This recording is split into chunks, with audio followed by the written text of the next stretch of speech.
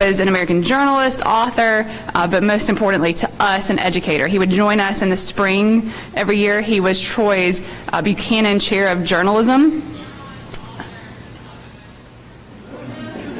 I was hearing myself in stereo. It was awesome.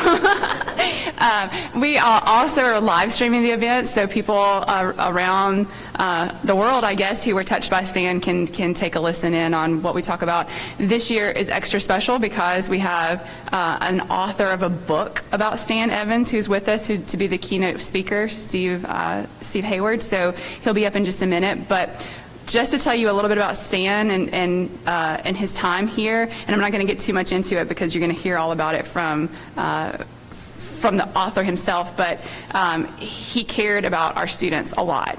And so this is one of the ways that we can honor that. He worked heavily with the business department of the school, talking about free market, and he was probably the smartest man that I have ever met. So I'm excited that you guys are going to get to learn a little bit more about him through reading a copy of the book. All of you will get a free copy of the book when you leave here. Please pick one up, and then the author will be here to sign the copy for you as well. So let me tell you a little bit about Stephen Hayward. He's going to come up and share about his book, but he is an American conservative author, political commentator, and policy scholar, currently a senior resident scholar at the Institute of Governmental Studies at UC Berkeley. He has written on a wide range of current topics: environmentalism, law, economics, public policy for publications, including the National Review, Reason, the Weekly Standard, the American Spectator, the Public Interest, the Claremont Review of Books, and Policy Review. His newspaper articles have appeared in the New York Times, Washington Post, the Wall Street Journal, the San Francisco Chronicle, the Chicago Trib, and dozens of others. He is also a book author. He has written The Index of Leading Environmental Indicators, published in 14 editions, a 2-volume narrative history of Ronald Reagan and his effect on American political life, and now M. Stanton Evans, conservative wit and apostle of freedom. So you guys, he's going to talk for a little while, and then this is all about you and your experience. So instead of coming up and asking questions and passing around a microphone, what we'd like you to do is tweet your questions for Mr. Hayward and our panelists later on. And on the back of your program that you picked up, you can see tweet questions to our panelists at Troy HSJC using hashtag MySHJC. And you have to have a public Twitter account because we can't see it if you have a private account. Just so you know who's coming up, and we'll do a bigger introduction for these folks later. We'll have John Merlin, a senior writer for donor communications for the Heritage Foundation. Darlene Hutchison-Bale, who was the former director, Office for Victims of Crime in D.C., Andrew Alabastro, Director of Coalition Relations for the Heritage Foundation, and then Tom Davis, Executive Assistant for the Chancellor's Office. And what do these folks have in common? They were all students of Stan, so you'll get to know him in a different way. So Steve, please come on up and take it away.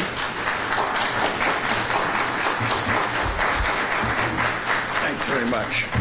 Let me move my swag bag here out of the way to get started. Well, this is really a thrill. You know, I haven't even been here 24 hours yet, and I can see already why Stan loved to come here. One of the things I noticed on the way into town was a Popeye's fried chicken and Chick-fil-A on the same block. Now, that's the kind of thing that Stan would have said offered variety in your diet. One of the things I share with Stan, I like to think I share many things, but one of the things I share with him is approval of fast food. And I've been saying for a while now that we won't really know that COVID is over until we get all-day breakfast back at McDonald's. That, to my mind, is the greatest casualty of COVID. The other thing is that Troy reminds me a bit of something Stan once said about Indiana when he moved there as a young man. And I actually heard him say something like this in the presence of Senator Sessions when Mr. Sessions was in the Senate. He used to say, "I'm from Texas. Texas and Alabama have some things in common. Most famously, alcohol, tobacco, and firearms is not a government bureau. It's a way of life," or his lifestyle, right? But he said something about Indiana when he first got there as the youngest editor of a major metropolitan daily in, I think, American history. He was 26 years old when he became editor of the Indianapolis News. something of an overachiever. So he moved to Indianapolis, and Time Magazine did a story about this because they thought it was so remarkable that this chain of papers is owned by the Pulliam family back in the old days when we had press moguls, which had really disappeared except for maybe Rupert Murdoch, I suppose. And what he told Time Magazine was the following: I think my philosophy is pretty close to the farmer in Seymour, Indiana. He believes in God. He believes in the United States. He believes in himself. The intuitive position is much closer to wisdom than the tortured theorems of some of our Harvard dons. Now this was, as you, if you don't know, you'll learn quickly from the book, this is from a Yale man. Although there's the old joke about how can you figure out if someone's from Harvard? You don't need to, they'll tell you, right? Stan never talked about being a Phi Beta Kappa graduate of Yale. In fact, if you asked him where he went to school, he'd usually say, oh, I went to Mr. Smith's correspondence school in New Jersey or something, right? And this was, he guarded like a state secret that he was a prominent Yale alum. So, as was mentioned, among other books I've written was a 2-volume political chronicle of Ronald Reagan. It kind of grew out of control. It meant to be 1 volume. It became 2, much to the consternation of my publisher. In any case, that was fun, but writing about Stan, writing a complete biography, has been an honor. I like to think of him as, and he was my first mentor out of college.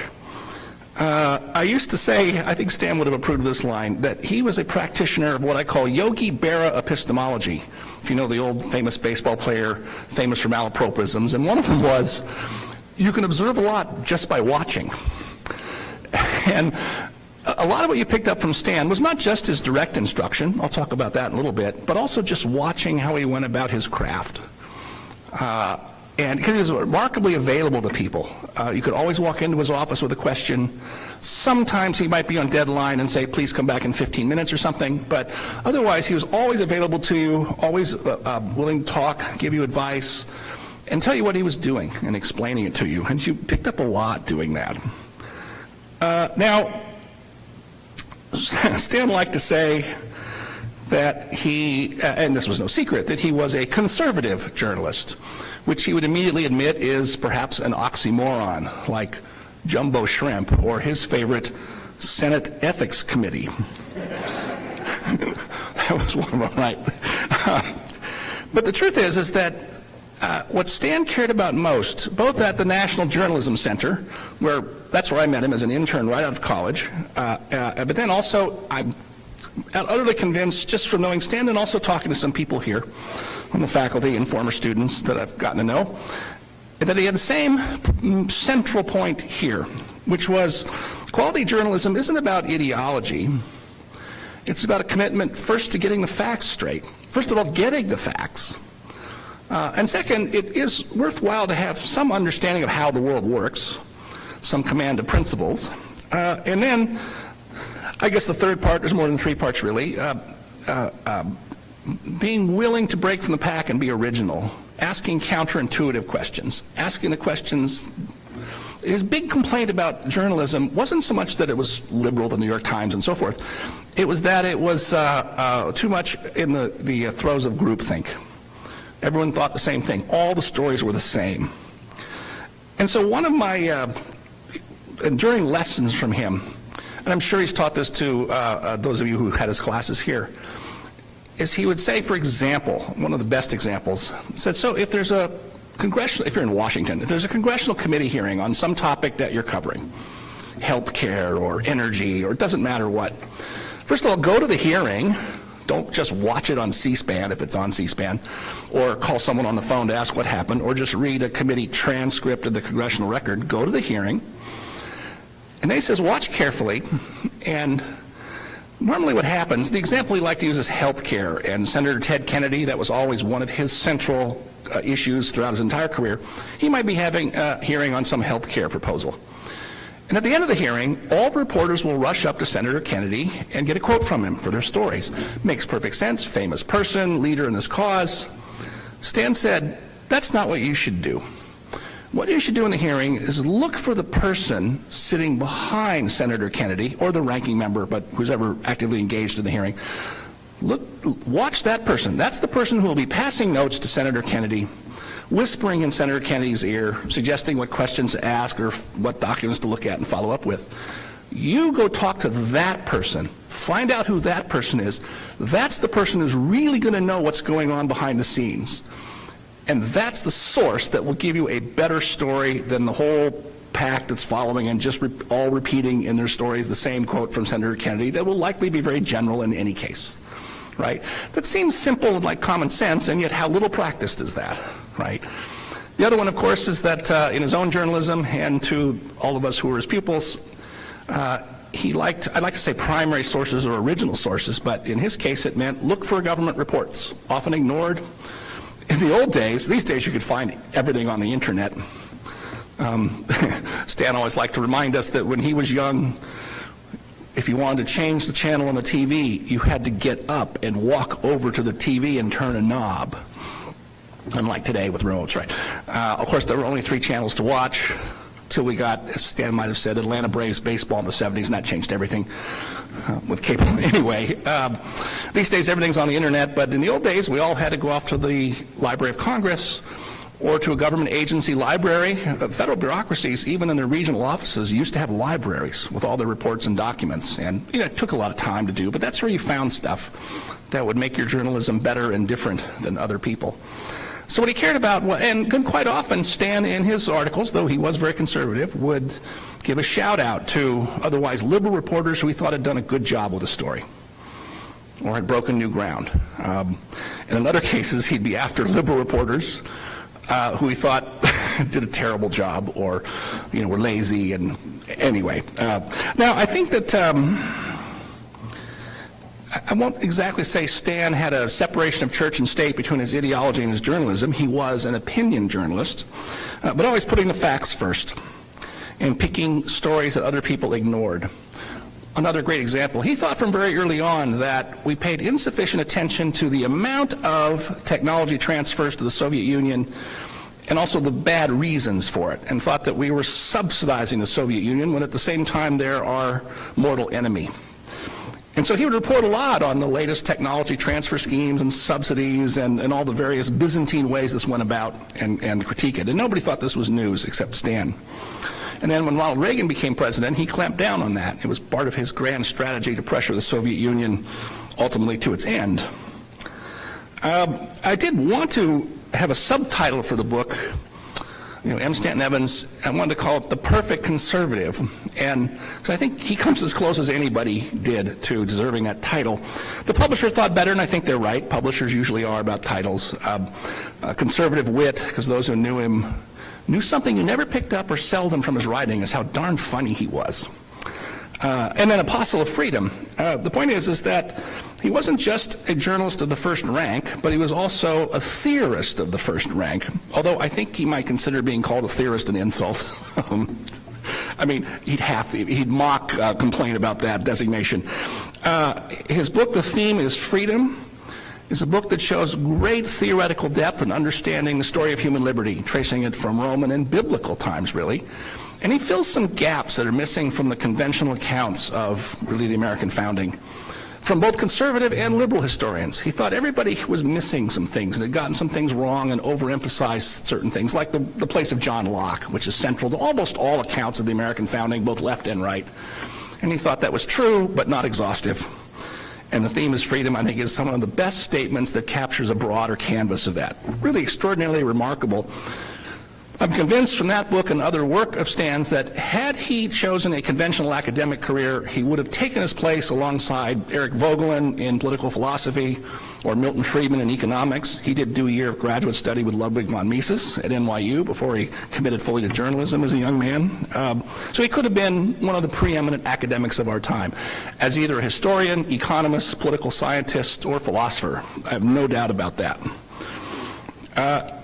You may be familiar with, and if you haven't, you should read one of his late books, Blacklisted by History, which is I'll put it this way, a correction of the record about Joe McCarthy, who's been the subject of so much calumny over the decades since he arrived on the American scene.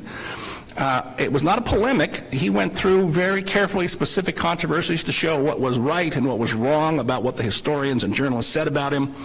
what evidence has been lost, what evidence was misconstrued. And the honest reviewers, and there were some, said any future historian or anyone writing about Joe McCarthy has to reckon with the body material that Stan put together in that book. So, journalist, historian, theorist. I say perfect conservative. He bridged the gap in practical terms between what you might call the old right of Robert Taft and names that are really forgotten today because they go back 80 years or more, and what was called for a long time in the 60s and 70s the new right, which is now looking very old in their contemporary terms. But nonetheless, Stan described it very succinctly as saying the old right had some different ideas, especially on foreign policy. It was more openly and directly isolationist. And then World War II and the Cold War came along, which was a huge challenge. And second, it tended to be somewhat apolitical. People like the very interesting and amusing Albert J. Nock just hated politics and always told people, don't get involved with politics, it's terrible. And Stan was among the people in the post-war generation who said, if we're going to advance conservative ideas, we need to get involved in the political world. Although never wholly. Around the time of Reagan's first landslide in 1980, Stan was warning people, it's great to win elections with a candidate we admire, but remember that what's really important are your ideas and your principles, and you shouldn't expect salvation from politicians. Stan's great friend William Rusher, I think, spoke for Stan when he said, politicians will always disappoint you. That's just the nature of real political life in a democracy. So if you put huge transformational and even sometimes salvific hopes in a politician, that's going to be bad for you, bad for your cause, but especially bad for you. So he was always cautioning people not to get carried away with practical politics, which I think is very good advice. He was a key political activist. I'm not sure if he ever talked about it much here. I suspect he didn't.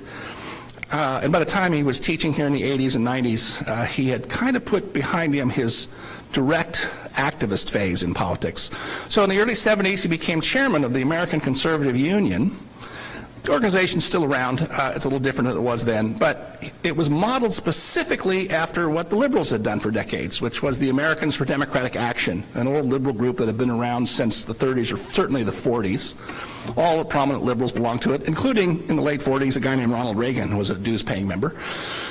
And Stan thought as early as 1958 or so, conservatives need to have something just like it.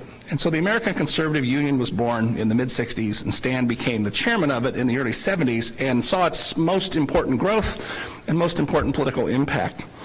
I don't know if any of you follow the CPAC, it's called, the Conservative Political Action Conference. It's a huge thing now with 8,000 people go. It's now in Orlando, Florida, I think last month, and it's kind of show business. You know, lights and everything. Stan started it. He started it in early 1975, a few months after Nixon had resigned in the Watergate disaster.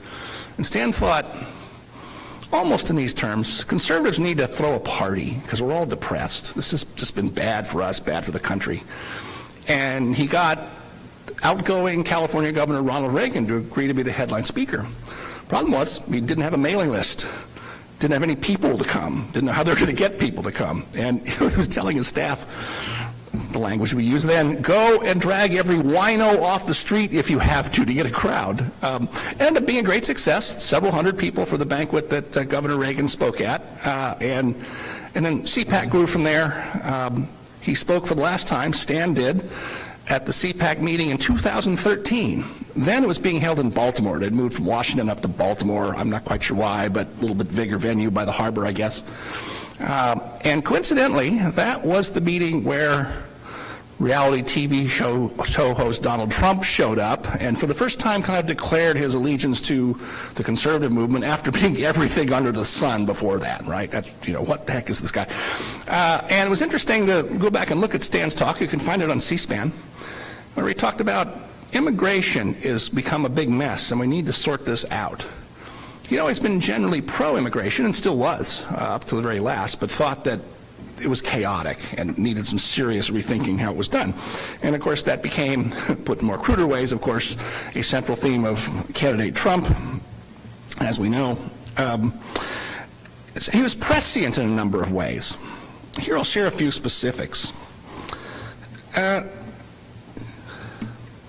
This shows a key point that everyone should have. It relates to journalism, but more broadly, his utterly independent mind.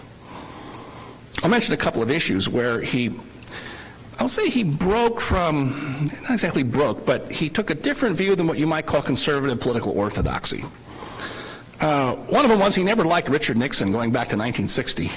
Although his famous joke about Nixon, I don't know how much of you've ever studied Watergate or the Nixon years, but his famous joke about Nixon was, I didn't support Nixon until after Watergate. And he was a huge critic of while Nixon was in office, thought he was too liberal, thought his foreign policy was too weak. He once said, one of the great illusions of our time is that Henry Kissinger knows what he's doing. And because Kissinger's still alive at age 100 or whatever he is now, Kissinger was thought to be this great genius, and Stan had a couple of face-to-face meetings with him that were very blunt, polite but blunt.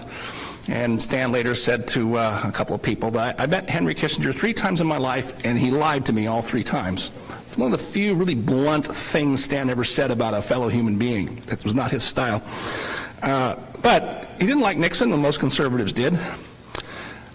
This also will probably maybe sound puzzling if you don't know the history. So Barry Goldwater, the breakthrough candidate for conservatives and winning the Republican nomination in 1964 and then losing 45 states. Stan liked to joke in later years, we young conservatives had to get over the Goldwater defeat without grief counselors. And believe me, having been on the campus at UC Berkeley the day after the 2016 election, that is not an exaggeration, an ironic exaggeration. Anyway, in later years, conservatives started getting critical of Goldwater because he started moving to a more liberal direction on some specific issues, social issues and whatnot, and people say, what happened to our former hero? Stan would have none of that. He asked Senator Goldwater, still in the Senate, to renew his membership of the American Conservative Union Board. And Goldwater was very close to Stan and said, gosh, should I do it? I know a lot of conservatives are mad at me. And Stan said, I don't care. Your good deeds from back in the 60s will stand with me forever, which I thought was interesting on his part. And then on the issues, so health care, he was always against, I guess we'd say, socialized medicine or complete government centralization of health care. So he understood very early on, with the arrival of Medicare and Medicaid in 1965, that the entrance of the federal government into health care from really 0 to 100 miles an hour in 2 seconds would end up distorting the entire market for health care. And of course, he was right about this. I once looked up the figures. By 1980, just 15 years into the program, Medicare, just Medicare, forget Medicaid, which was the state, it's also expensive, but a state responsibility mostly. Medicare, by 1980, cost 10 times more than the original projection for 15 years out at the time Medicare started. Not just a little bit more, 10 times more.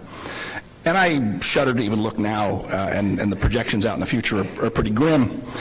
And so what he understood is that it won't just raise government spending, which always bothered him, but it will distort the entire healthcare marketplace, including the world of private insurance. So if you're like me and you're getting to that age where you consume more healthcare services, I'll put it that way, you get these statements from your insurance company and you can't understand them. They'll say, well, here's the bill, and here's what we pay, this is your obligation, and then they always say, this is not a bill, and then you get a bill. Sometimes you do, sometimes you don't. Who can figure this out? It's insane. It's the only, and healthcare is 18% of our economy now, and it's the only sector of our economy where you can't get real prices. That's just utterly opaque to everyone. And that includes the private world of insurance, not just what the government does. Ironically, and I think Stan would admit this if you asked him today, the government part of it is actually somewhat more transparent and coherent than private insurance. And so what a mess we have. So he didn't like Hillary Care, as it was called. He didn't like Obamacare, as we called the Affordable Care Act. He liked to joke, we need to repeal Obamacare so we can find out what's not in it. There's that famous statement by then Speaker, and again today, Speaker Pelosi, saying, we have to pass it to find out what's in it.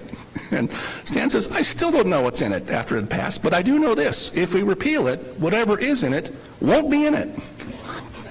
That's right. That slow drawl, I can't do it the way as well as he did, but it was good stuff. But he did say, so we have a big problem. What the government has done is it has imposed rationing on the private sector through HMOs and through the way our insurance scheme works. So we used to say to conservatives in the 90s, yeah, we don't want to have a centralized bureaucracy like Hillary Care. We don't want to have price controls and the kind of rationing mechanisms that were embedded in Obamacare, but conservatives should not be averse to government oversight of the insurance market to protect consumers the old-fashioned way. It was not in consumer interest to have this crazy system that's wrecked the whole marketplace for health care. And a couple of times he said conservatives ought to support some democratic proposals for oversight of HMOs and private insurance.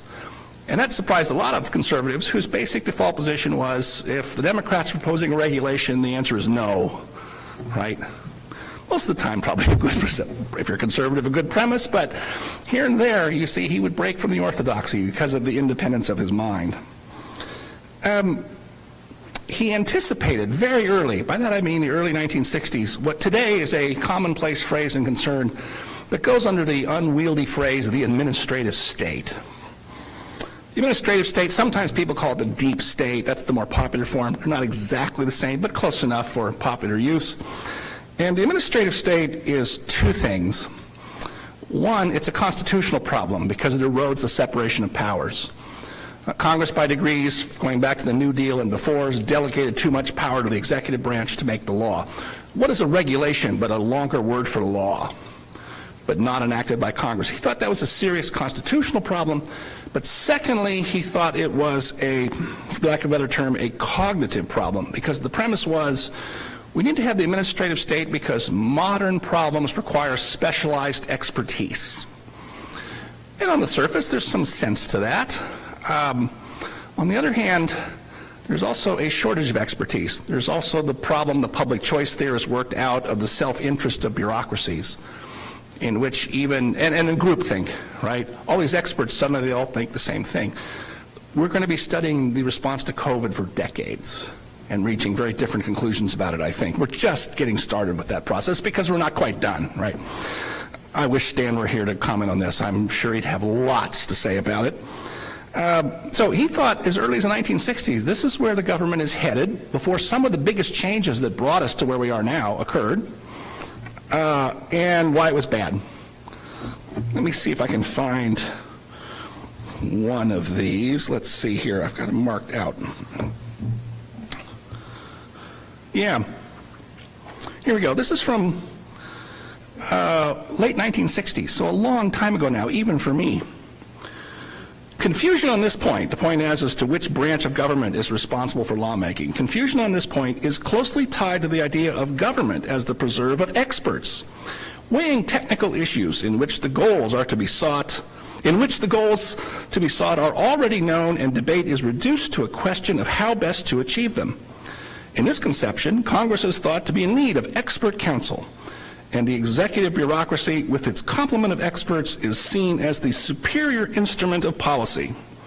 The founders' view was, of course, quite different. The truly important questions, again, are not technical, but political. Not how we do something, but what we are to do. Go on a long time about this because the literature that's going up about this is extensive. It's now a very live issue in our jurisprudence at the Supreme Court and elsewhere. And there was Stan, 40 years ahead of time, raising a flag on this problem. One of the things that surprised me in doing my research is I had never read his journalism from back in the early 1960s at the Indianapolis News, and it was quite remarkable. And the one part that was most remarkable were his foreign policy views. Stan was, of course, a strong anti-communist and Cold Warrior, but with a big asterisk. He thought we were making a big mistake in overestimating the capacities of the Soviet Union, their technical capacities, their political appeal to the developing world, as we called it then. And he thought that our foreign policy establishment was making a great mistake in crediting all of the boasts. The Soviet Union used to claim everything from, having the best rocketry, the best aviation. They even claimed once to have invented baseball, just to annoy us, I think. And, our CIA and our media would sort of accept this, say, oh my goodness. And what Stan thought was, ironically, this is going to make it less likely that the United States and its allies will stand up as forcefully as they should to the Soviet Union and their expansionist ideals. So if you know your history, for example, of the 1960 presidential campaign, John Kennedy, Senator Kennedy, tried to run to the right of Richard Nixon on the Cold War by claiming there's a missile gap. The Soviet Union is ahead of us in ballistic missiles and nuclear technology. It wasn't true, as we learned later. It was a campaign tactic. Stan immediately thought it wasn't true at the instant it started in 1959 and 1960. He says, this can't be right. And so he did say, there's a sentence he wrote in one of his columns, there's no necessary connection between large defense spending and a coherent and vigorous Cold War strategy. That's normally the kind of a sentence by itself you would associate with a leftist writer like I.F. Stone. He was one of the most famous proponents of Cold War overreaction on the left back in those years, or Gabriel Kolko was another one. Now, Stan always supported stronger defense spending and missile defense and other things, but his insight there was, if we get the nature of the threat wrong, which he thought we were doing, we're going to make a lot of mistakes. And so he predicted as early as 1960 that if we keep going down this path, we're going to end up with, we didn't have these terms then, we're going to end up with arms control deals with the Soviet Union that won't be very good. We'll give up ballistic missile defense, which we did under ABM, and we would embrace the idea of mutual assured destruction, which when Stan was first saying, this is where we're headed, people thought he was nuts, and that became doctrine by 1965, 1966. So what amazing foresight. Another issue that he saw way ahead of time was environmentalism, especially in its most popular form, the Malthusianism that came to characterize things like Paul Ehrlich's The Population Bomb, the famous worldwide bestseller in 1969, Earth Day in 1970. As early as 1959, 1960, Stan was reviewing some obscure books saying, I see what's coming, a revival of Malthusianism, the idea that human beings are a liability, that population growth will necessarily doom the planet. And early on, he talked about why these claims were factually wrong, but also he thought what this really represents is not so much a factual or even a theoretical understanding, but there's a moral impulse behind that. And I think you can see that today. I know John Tierney a little bit, who used to be at the New York Times, and the most hate mail he ever got at the Times, he was a contrarian like Stan. Stan approved of John. The most hate mail he ever got was a New York Times Magazine article he wrote about why recycling is counterproductive. And the thousands and thousands of angry letters the Times got, none of them disputed the facts he laid out on the inefficiencies and resource wastefulness of many forms of recycling, not all. None of them disputed the facts. It was all, how can you be such a horrible human being to be against recycling? Recycling's next to godliness. If you're a New York Times reader, because most Times readers don't have many other sources of godliness, I'll just say, just put that out there.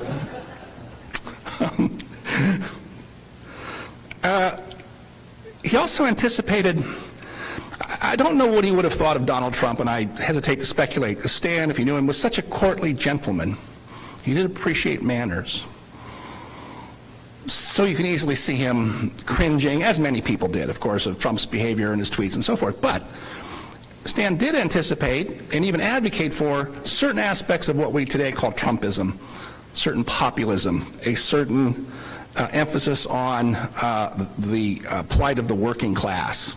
He used to say, in those days, we talked about the hard hats. That was the phrase that was used in the 60s and early 70s, but it meant the same thing as the voters that Trump appealed to in many ways. And so he wrote a lot about how conservative candidates and Republicans in partisan terms could appeal better to the working class. He did caution, though, against what might be called low-budget liberalism.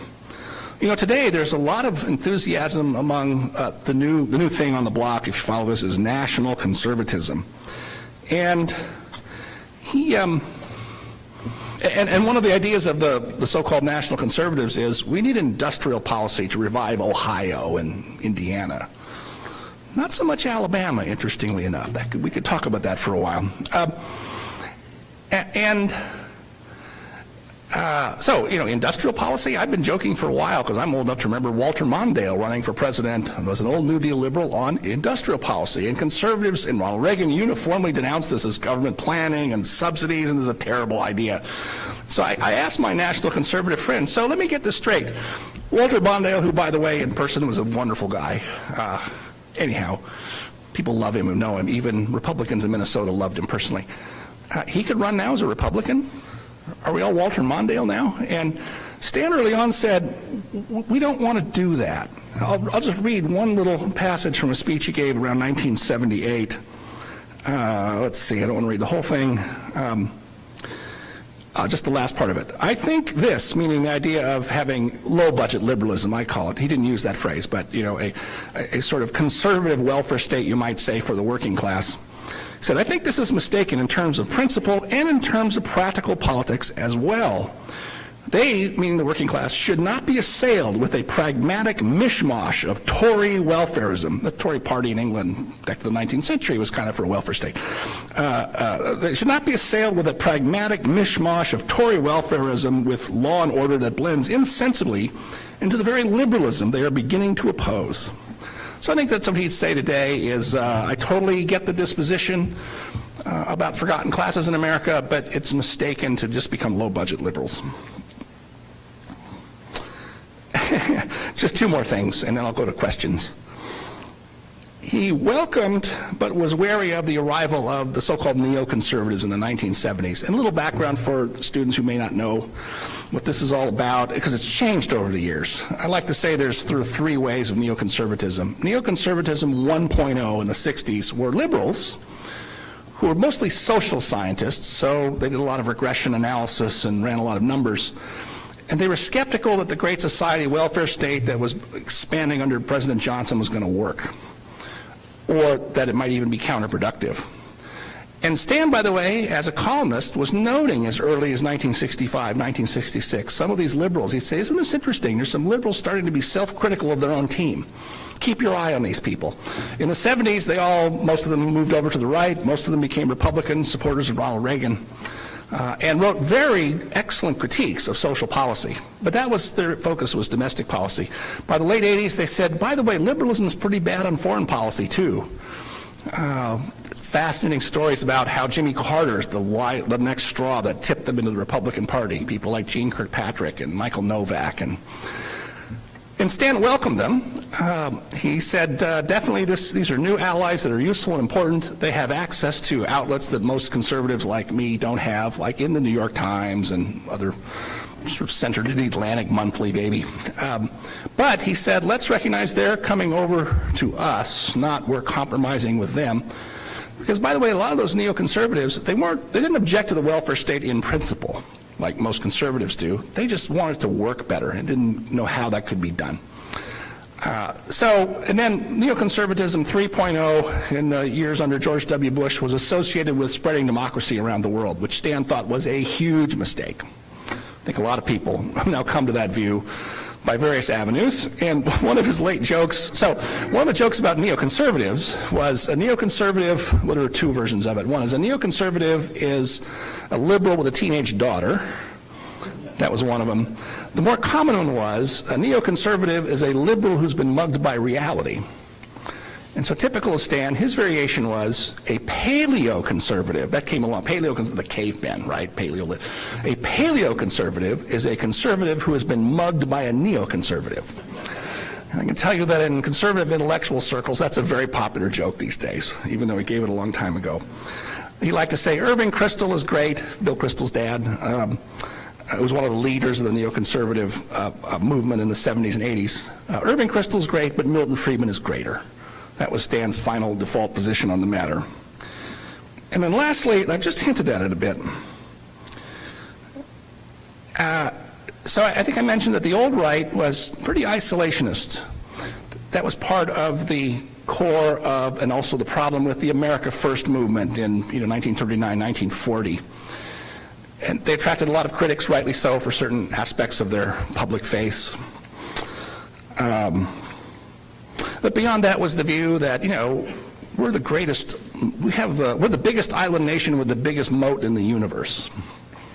The Atlantic and Pacific Oceans. And so why do we want to get involved in these fights around the world? Well, you can play out that argument for a long time, and it's a worthy argument. But as I say, World War II, and then the Cold War afterward was a huge challenge for the old right.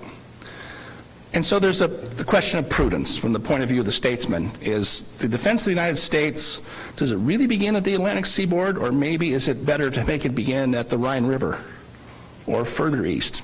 Serious question that we'll never quite sort out. We're going through it right now, again, with the Ukraine crisis, which you can all see every day, every moment, right now.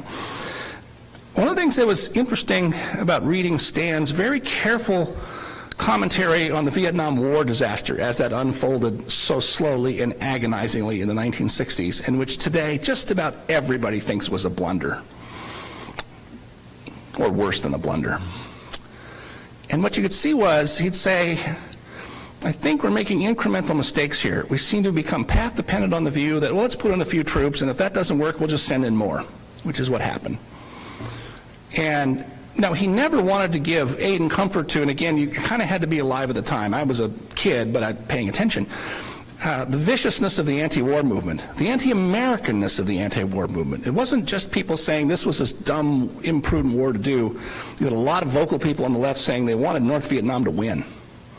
America with a K. That's kind of come back in recent years, right, on other grounds. And Stan didn't want to give any aid and comfort to that point of view. But embedded in his work was, this is the kind of thing I've been trying to warn about our foreign policy establishment, our foreign policy elites being prone to groupthink, to having defective conceptual ideas, having superficial ideas about things, and thinking in American force. That's our ace card to play always. And so when it came after 9/11, he said, by then he had quit writing his column. He was working on his 2 last books on different subjects, but he did in a couple of interviews say, this is like December of 2001, so it's just 3 months after 9/11, and he said to an interviewer, I think the George W. Bush administration has responded correctly in a lot of its moves to try and keep us safe, and of course in invading Afghanistan to root out al-Qaeda. He says, but I think this idea people are talking about of spreading democracy around the world is a crazy idea. That's something you associate with the old idealism of Woodrow Wilson, and that's not going to work very well. So I'd never found him saying anything about the Iraq War as it started to grind on and depress all of us, but you can see there a return to an older restraint, I'll put it that way. He was never an isolationist, and he always said, we're not going back to Bob Taft, or shouldn't go back to Bob Taft, and I think that's where we are today, and he was looking farther ahead than just about anybody, which I think informed his journalism and an awful lot of other things. And so I will wind up here and take questions. And how are we going to do this, Robin? Are you good? Have you got some that you can read to me, or how do you want to do this? Yeah, a good idea, yes. Also, they're taping it, right? So you mentioned Ukraine just now, and I saw a question come in. So Arthur, where are you? So Arthur, one of the wonderful things about Troy is that we are blessed with a host of international students. Oh. So Arthur is from Iran, and so he's just with us for a semester, right? Am I remembering? Yeah. So he asked if, and this is going to have you forecast or kind of project, but if Mr. Evans were alive, what strategy would he suggest to the U.S. government regarding Ukraine? Regarding Ukraine. Oh, okay. I thought you were going to mix Iran into that too, which I can do if you want. But no, that was just in his introduction. Yeah, I think he would be in favor of arming the Ukrainians with everything they needed to defend themselves. And I think, you never know for sure, and I think he would be in favor of, well, one of the things he'd say is, there's been this debate about whether Poland should supply old Soviet jets to Ukraine, and President Biden and others said that's a bad idea, that risks a war. Stan would have said, wait a minute, there's a precedent here. In the Vietnam War, the fact that we were a nuclear power and North Vietnam was not, that didn't stop the Soviet Union from giving advanced MiG fighter jets to the North Vietnamese to use against our planes and our troops. Why should it restrain us now? I think that's one answer he gives. So he'd be for vigorously arming them. I think he'd be for our using our defense our intelligence and other capabilities to get in the way and interfere with Russian operations, which I suspect we are probably doing, but who knows? We won't know for years. I think he would be very wary of going beyond all that. And that's probably a blend of my opinion and the way he thought about things. I can't do much better than that. About it, I'll just say a thing about Iran, since you're from there. There's no doubt in my mind that Stan would have disliked the original and the presumed revival of the nuclear development agreement with Iran that Obama brought us and now Biden's trying to bring back. What's that? Oh, yeah, absolutely, it's a mistake. But I do think, and here I'll connect the two. Here's where I think we're making a bit of a mistake on the Ukraine business. So we're now at, the phrase cancel culture. We're extending cancel culture to all things Russian. So orchestras are not playing Tchaikovsky. Russian artists are being banned and shunned. And something similar with Iran. So I like to teach the students, and if you've never read it, go read one of the famous Cold War documents called NSC, National Security Council, NSC 68, written I think around 1949 by Paul Nitze, who was around at the end, still negotiating on arms issues for Ronald Reagan. Under Harry Truman to Ronald Reagan, same person, very interesting guy. And Nitze says in there, one of the things we want to be careful about with the Soviet Union is to tell the people that it's your government we don't like. It's not you, the Russian people. You live in subjugation. We are all for you. And that should be a conscious message that the United States and its allies put out. We don't want to be anti-Russian. We don't want to be against the people. And keep the focus on what is wrong with their government. We ought to be saying that about Iran, and we ought to be saying that about Russia today. And we shouldn't be. And now the question of sanctions, that's where Stan's views would be a little tricky, because he was pretty much a free trader.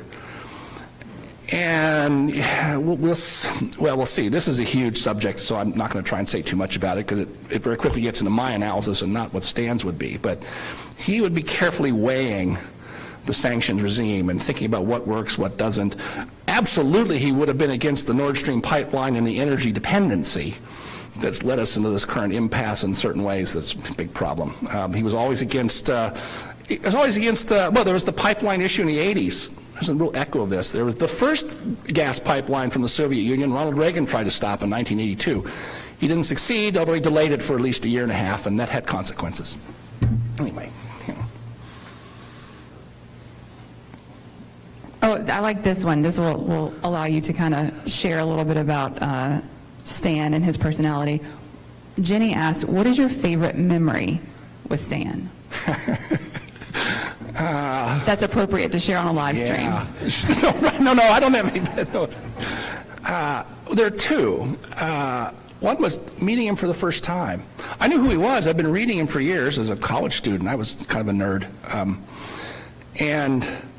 And I was, he's a famous person and this, big deal in the journalism world, and now I'm going to go be an intern for him. And meeting him for the first time, the first thing that struck me was how friendly and casual he was. He wasn't scary at all. I mean, I always kind of held him in awe, but it was how approachable he was. So right away, he put you at ease, and you became his best friend in about 15 seconds. It was fantastic, and much reassuring to a nervous kid right out of college, I have to say. I'm from California. I was all the way across the country, first time living on my own, really. Yeah, that's right. I mean, college doesn't really count as living on your own because you're okay. And then the second one was a good piece of advice he gave me. I forget, we were out after work someplace in the bar drinking, just two or three of us, and I'm peppering him with questions. Because, you always want, FaceTime with the boss is the modern cliche. And I'm peppering a whole lot of questions. I don't know that I was annoying him. I think you actually couldn't really annoy Stan because he loved young people. But I think what he observed in me was I'm the kind of person who, because I'm sort of high energy, Stan was a steady energy guy, is that I'm the kind of person who ran the risk of not turning it off. Remember I was saying earlier you want to stick to your principles and not get sucked into the political vortex 100%. The variation here was, he said to me, you really should get into the habit of just turning everything off at 6 o'clock and having fun with your friends. And that sunk in with me, and it's advice I now try to pass on to students and everybody. Yeah, it's fun to sit in the bar, and Stan had a share of that. As a young man, he got in a few bar fights defending Barry Goldwater, reportedly. You can see this, but he mellowed as he got older. I'm kind of the same way, but that's very good advice. It's fine if you want to have the dorm hallway debate. Those are good. I had them in college. I'm not sure they're happening as much as they used to. I think they're good. They usually end up shouting, and that's fine. You're out at a bar and you want to argue about something, that's fine too.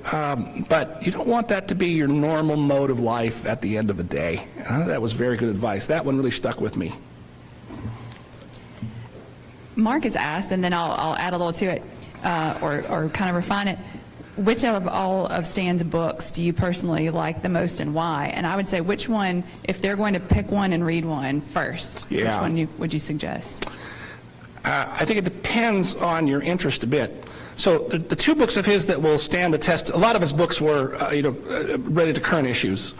You can still read them, I think, with profit if you have the time for picking up his methodology, but they're dated in terms of issues. But The Theme is Freedom is a theoretical statement that will have a long shelf life because it's not issue-dependent or time-dependent. And I think it's a real neglected classic. It got good reviews when it came out, but I mean, that's one of those that you could still, if I could assign it as a textbook for students if I was teaching the class on the founding. I'll say one little more thing about that in a moment. Then, of course, his book on McCarthy, if you're interested in history, especially Cold War history, I think is also a classic that will stand the test of time as something that really goes into great detail. I'd love to tell stories about his research for it, but that would take too long. But The Theme is Freedom. I mentioned before, and I didn't develop the second half, which is that he filled in gaps. One of the great things about Stan is he actually picks, I won't say fights, but he disagrees in the book with certain prominent interpretations of the founding held by conservatives and liberals, but without ever naming names or picking a fight. There's no snark in it. It's implied if you read it very, very carefully, but he was a gentleman in his writing about these controversies. But one thread that he thought everybody had given insufficient attention to was the importance of the Bible in the evolution of human liberty, which happened slowly, which is why it sort of never came into sharp focus. I could go on for 20 minutes about this, and so I won't. And that, he thought, read directly to the English common law, which also has been kind of lost. I mean, in law school you'll hear about it, but people don't study it very closely. And he thought the Bible and the common law tradition in England, they belong together and are much more important than people think to the structure of our liberty. And by forgetting those roots, it leads to a lot of our modern confusions. He was, by the way, another area where he was economically literate, obviously. He really understood constitutional law at great depth. And I was amazed to sort of read here and there. He'd pick up on obscure cases that are really hard to describe. And read very challenging books and grasp the essence of them and be able to restate the central point in one or two sentences. So. And then I'll use this as the last question for you before we switch over to the panel discussion. Claudia asked, because our current students never met Stan. Right. So what do you think Stan would say to encourage Hall School students when it comes to remaining ethical in today's society? Oh, yeah. So, I often think that Stan's wit would have been perfect for Twitter, but he was not much for the internet. He never used email. He never used a computer. He did everything on a typewriter. And he used to like to say, if someone told him, an intern or something, that, oh, my computer ate my file, Stan would point to his typewriter and say, well, my computer never eats my copy. And about email, he would get email addresses assigned to him for organizations that he was part of, but he never used it. And people would say, wait, I've been sending him all these emails. Where are they going? And he joked once about, I think he credited Senator Sessions. He said, I did sign up for a special program of assisted email for the elderly. So, but that gets to the serious point, which is, and he did actually say this in reflecting on journalism late in life. He'd say, the internet's making it too easy. He didn't say to be lazy necessarily, or even to cut corners, but we all know the problem. We're overwhelmed with access to things on the internet. And so he'd say, to restate the way he put it, you need to be very discerning about the information you have. There's a basic tenet of journalism which doesn't originate with Stan, but you've all heard it, I hope, which is, if your mother says she loves you, check it out. That was, and he used to repeat that phrase, right? And so, he would say, anything you see on the internet, you want to try and check it out and verify it. Get a second source, another standard practice, right? A big problem in social science we hear about is confirmation bias. You'll see something and say, that's what I think, that's what I agree with, and then you run with it without looking further to see whether it's well-founded, whether it's wrong, whether it's correct. But if it's correct, you're really onto something. Just give two examples. I saw a tweet yesterday. I'm not going to mention the story, but a tweet yesterday that's rocketing around the last 24 hours about something going on out in California that I know a little bit about, but I'm not sure it's true. And I've been sending emails saying, do you know if this story is true? Because the person who put it out on Twitter has a lot of followers, but it's not well known. So you don't want to, and of course in this instantaneous news cycle we have, the temptation to run with something is overpowering and you have to resist that. I'll tell you a story I broke, small story, but you know, I'm in academia. I like to say I'm an inmate at UC Berkeley. That's a long, funny story. But I ran across this article. It was an academic journal article in education. What was the, shoot, I'm now blanking on the subject. And I read through the whole study, written in social science jargon, and I thought, wait a minute, there's something wrong here. I spotted some things that made no sense, and that were, a couple of organizations were listed in this article that don't exist. Because I knew the organizations that did exist. I said, what's this organization doing here? It's about conservative philanthropy. That's what it's about. There are these organizations that do this and this, and we've surveyed faculty, and they report this. And I know enough about statistics to know that the response rate claim was implausibly high. There's organizations that don't exist. Nobody fact-checked this article. It is printed in a prominent academic journal. So I went public saying, I found another hoax article. Sure enough, the article did turn out to be a hoax. And the journal had to retract the piece. The Chronicle of Higher Education called me up, did a story about it, because I said, this is a hoax. This story, how did this get published? It was peer-reviewed. Don't get me started on peer review. Stan could have made great fun of peer review, but that goes on. Once in a while you'll spot something like that, and then you've got something. And anyway, but thank you, Robin. Thank you all very much. This has been a great honor to be here. Thank you so much. Thank you.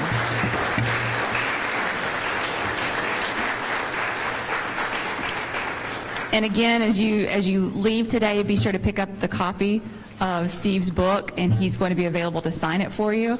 And these were made available to us through our partnership with the Sorrell College of Business. So be sure to thank Dean Edwards as well as you're on your way out. Okay, panelists, I'm going to have you guys go ahead and make your way to the table, the stage.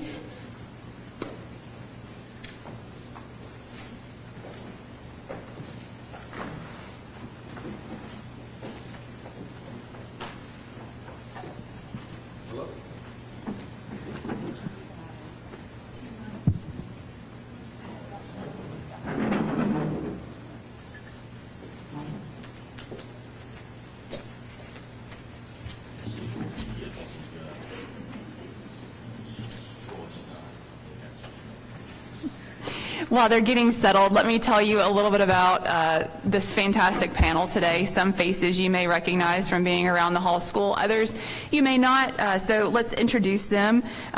First up, we've got Andy Alabastro. He's a communications strategist who served as a speechwriter for the chairman of the Republican Party and the Bush administration. He is a counselor to CEOs at multiple Fortune 10 companies and has nearly a decade as a communications leader at United Technologies, which is now Raytheon Tech. Today, he leads the coalition relations team at the Heritage Foundation, the nation's most widely supported think tank, where he builds networks to advance public policy solutions that enable human flourishing. So the thing that you're going to enjoy most about learning about Andy is that he has a bachelor's degree in print journalism and political science from Troy University. And go Trojans, because he also was a quarterback for the Trojans, so while he was here. And then even better for this crowd, he was editor-in-chief of the Metropolitan. So welcome Andy back. Next to Andy is John. Oh, Darlene might get you.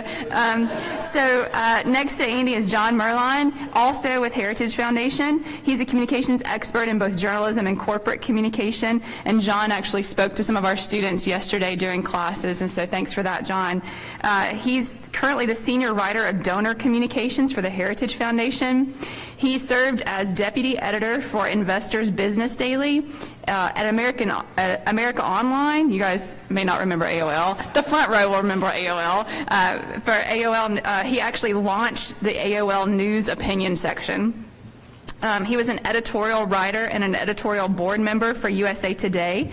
His commentary pieces have been published in the Washington Post, Detroit News, National Review, and Forbes, and he's garnered many awards for his work, including being named one of the best politics and culture reporters in Washington by Forbes Media Guide.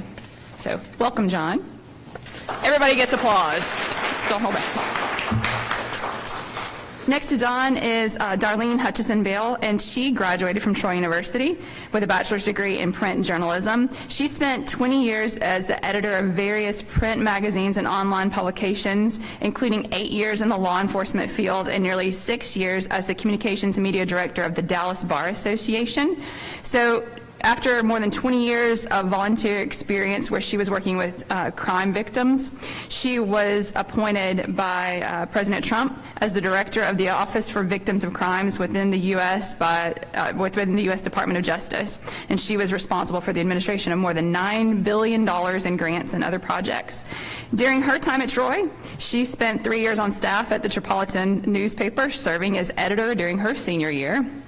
And she was an active member of Chi Omega. She's a lifetime member of the Troy Alumni Association, and in 2019, she was selected as Alumni of the Year for Troy University, and that's an honor presented to less than 1% of graduates of Troy University. So welcome, Darlene.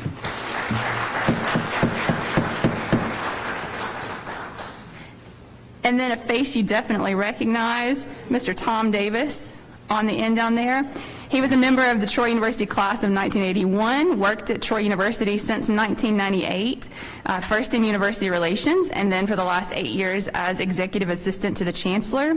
He's a native of Langdale, Alabama. He spent 16 years in journalism following his graduation from Troy, and some of those establishments, media outlets, are the Eufaula Tribune, the Bainbridge Post Searchlight. He was also a reporter for the Southern Star and Ozark and the Montgomery Advertiser. He's received awards for his news writing, editorial writing, page design, and photography. He also served as editor of the National Journalism Center, a nonprofit foundation in Washington, which Stan founded. And so Tom is with us, also a Hall School grad. So we've got 3 Hall School grads on the panel for you today. And then Steve, if you feel called to answer any questions, then jump back up. We welcome you back up here. If you want to take a breather, that's fine too. So you guys start tweeting your questions in. I'm going to get started with one that was tweeted. Give me just a second to get back to that. Okay, so as the questions start to come in, this was actually directed at Steve, but I'm going to start with you guys on this. What's the most important lesson that you learned from Stan?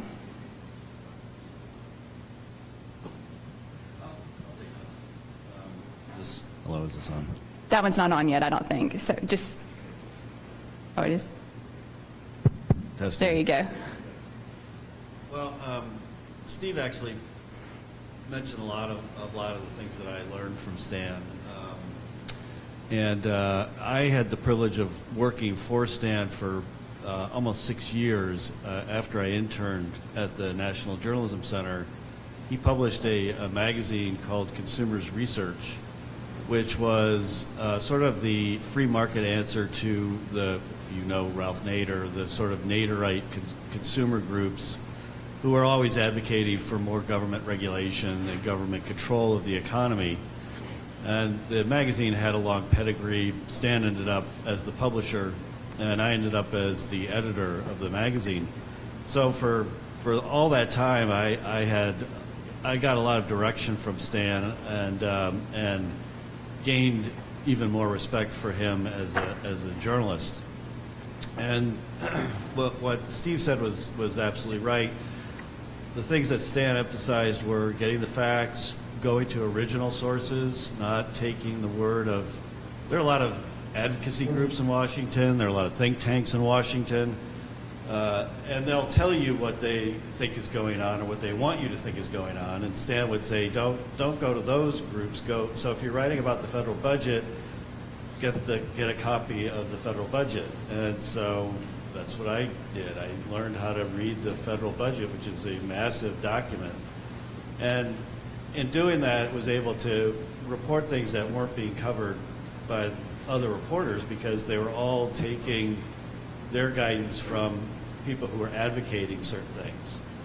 So if you wanted to know if spending was going up, look at the budget and find out, is spending going up? If you wanted to find out if spending had been cut, which was the argument in the 80s that the Reagan administration had drastically cut spending, and you looked at the numbers, it was completely false. Spending continued to increase, both in real terms, just in the number, and as a share of the economy. And so I was able to write a lot of good original stories only because I bothered to go to the original source. The other thing that Steve pointed out that struck me too was that Stan would always wanted you to keep asking questions and keep your sensibility about you. So stick to things, stick to sort of basics. So for one good example was, this is in the 80s. I'm not sure it's a big issue or people don't talk about it much now. But at the time there was all this concern about surplus grain and surplus commodities. There were warehouses full of this stuff. There were government warehouses full of cheese and various other things. And it was always treated like some mystery. Why do we have so much surplus crops? Why are farmers growing so much more than people need? Why do we have all this?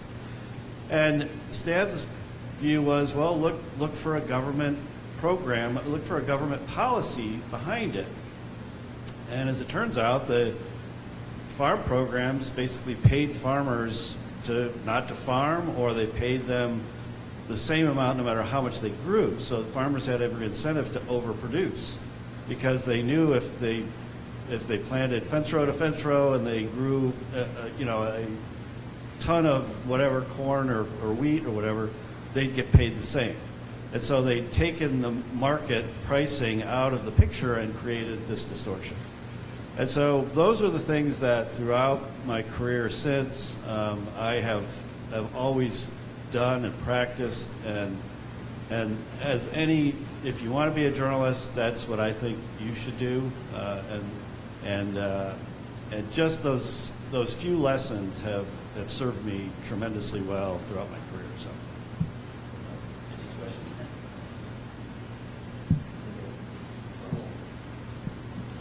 Does this work? I was fortunate to be in Mr. Evans' first class at Troy State in 1980, the fall of 1980, as a 2-year-old prodigy.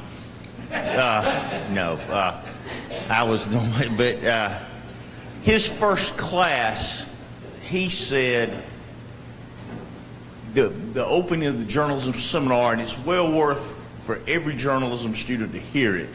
He said, he boiled it down to its essence. He said, you're hanging out a shingle that says, I know things, come to me for information, watch my TV program, watch my channel, buy my newspaper, listen to my radio broadcast, buy my magazine, whatever it is.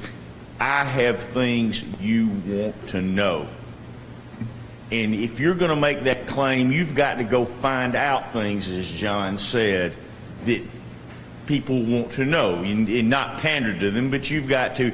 And so he said the essence is discovering information through good reporting, through good interviewing, through everything you're learning at the Hall School and everything we were learning then. And then the other thing he said that was incredibly important was that having a great writing style and he said it's important and it's served a lot of people well, but it should be secondary in your journalism education to learning how to find information, learning how to find the facts. And so those were the pillars that he introduced to us in the very first day he was here. And being reminded of that and remember that has served, as John said, served me well for a while, some 50 years, I guess, 40 years. Darlene, you want to say anything? Sure. Back in the day, we were on a quarter system here at Troy, and so I believe it was the winter quarter that Stan would teach, and y'all wonder probably about the logistics of how he did this, and y'all correct me if I'm wrong, but this is my recollection from many years ago. He would teach a class, I believe, like on a Tuesday afternoon and a Wednesday morning. He'd fly in from D.C. on Tuesday morning, stay overnight, and then fly out Wednesday evening or something like that. So and winter quarter was the shortest, so for about 11 weeks he would do that every week, fly in and out. And, so he still had his Washington, am I right? Boy, I don't get many things right at this point. But so that's logistically how he was able to still be involved, and he was in D.C. at that time. And I heard so much about him. I didn't start out as a journalism major. I'm a math geek. Math is what I've always done best, so I came here thinking I was going to do math and physics. And then I ended up in the journalism department because one of my sorority sisters told me I needed more campus activities, and she drugged me over there, and I found my home, obviously. And that analytical brain transferred over, obviously, to researching and reporting, and so I really did find my niche. And we heard a lot about Stan when you're an underclassman. I think I changed my major probably late in my sophomore year. I was starting at the Metropolitan early sophomore year and did 3 years there. And it sounds like I did time, but anyway. But it was, you always heard about Stan, and he seemed intimidating, but like Stephen would say, once you got to know him, he was everything but. He was just very encouraging, and that was so wonderful to have. And I've gotten to know a lot of your professors, and I know you have that, where they hold you to a high standard, but yet are encouraging along the way and give you. And so I really encourage you to take advantage of that. Get to know your professors. Volunteer at the things on campus, with the Metropolitan, with the TV station. I know so many opportunities, or volunteering in the community. That's where you really learn stuff like these gentlemen are talking about. And I know Stan would endorse that wholeheartely, that you've got to get involved in your community and know how it functions and what's going on. But I always heard that, you won't get an A in Stan's class. He's tough. I mean, you can get a B. B's he gives out, but A's, he doesn't give A's. And I kind of went in there going, I guess I can handle a B. Well, I took 2 of his classes and got A's in both, and I was not typically an A student. I didn't admit that out loud, did I? Anyway, but Stan was the type that he made you want to work hard for it and earn it. And I remember telling him what my seminar project was going to be on, and he looked at me, and we would write it down. He's walking around the classroom, and especially women in the 80s, he said, wow, you don't mind breaking glass ceilings, because it was a pretty ambitious topic. And I pretty sure I knocked it out of the ballpark, because I uncovered everything I could and did all kinds of research. It spent a lot of time doing microfilm and microfiche, and that's your assignment today, to find out what that is. In the library, we didn't have Google, so but Stan just inspired us. He wanted you to work hard, and especially early in your career when you're learning those trades, and dig stuff up and just explore. Yeah, I would just echo 1 or 2 key themes, and I think try to connect it to you all as majority students in the room. Good journalism is earning the public trust and being able to hold yourself in high esteem in the work that you do. And we talked about this last night with the Hall School professors, and I think what an aspiration, right? And Stan did that very well, and he did it so well that even though he was an opinion journalist and pursued ideas in addition to good journalism, he was the editor of a major metropolitan daily newspaper at the age of 26, right? That's not far from where you guys all are right now. So if you do journalism well, if you want to earn the public trust, the arc of your career is really whatever you want it to be. And if you think about that, he was also in a very competitive marketplace at the time, which is different today, right? You've got all these different channels and platforms that you can communicate on. You learn about those things. You're better at it than all of us up here on stage, except for maybe Tom, right? But you're on these platforms communicating in a way that's going to iterate and innovate, in 2 months, in 2 years, that gives you an opportunity that somebody like Stan didn't have. So whereas he had a channel that met a lot of people in a very traditional sense, you have this opportunity. So you've got to hold yourself to the highest standard. That's why when you get into questions of journalism and ethics, what is truth, right? Is there one truth, or are there different versions of the truth? And I think those are the great questions when you're in college to ask yourself, ask your professors, and understand that, if there's one truth, but there's different experiences in that environment, in pursuit of that, right, you can unlock a lot of good thinking, you can unlock a lot of good questions that you would ask people, and then you're able to communicate that back. Z and I had a great conversation about freedom of speech and how important that is. I would never suggest that she and I agree on every political issue or on every issue, what it means to be human today and all that, but we should both have the opportunity to have this high standard of what freedom of speech is, that we have the opportunity to have that discussion and dialogue, then try to persuade each other and engage all of you in that conversation. But journalism is is an amazing thing, and we live in an environment in a country where you can pursue that. I mean, that's what an opportunity, right? And what Stan taught me was that opportunity was at my fingertips if I wanted to pursue that, just like my colleagues here. So I mean, it's an awesome opportunity in the way that Hall School of Journalism operates. You guys have this opportunity to press your professors on that, and then teach us, the way in which we can iterate on different technology going forward to continue that conversation.